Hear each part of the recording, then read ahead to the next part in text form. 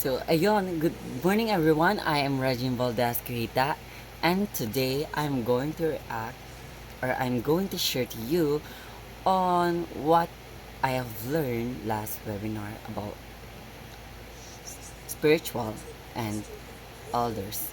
Ayun, the most important lesson that I've learned on the webinar is pahalagan natin yung mga taong nagmahal sa atin, nag-aruga sa atin, which is yung magulang natin,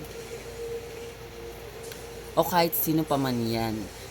Ibalik natin ng doble yung mga binigay nila sa atin. Palagi nating tatandaan na ang buhay natin ay maikli lamang, sapagkat ang mga pinagdaanan nila ay pagdadaanan natin.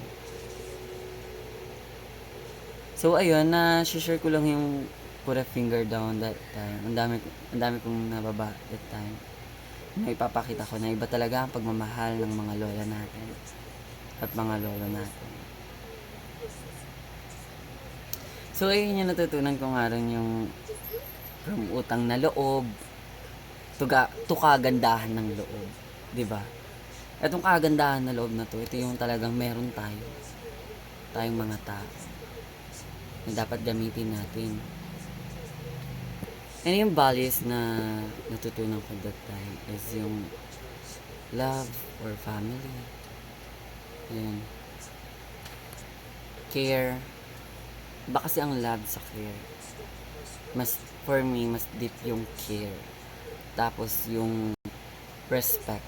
Hindi talaga mawawala ang respeto sa buhay natin. Yung commitment na gagawin ko is respetuhin lahat ng nakakatanda. Yes, pinalaki akong may respeto. At mahalin yung mga nasa paligid ko. Yun lamang, at maraming salamat.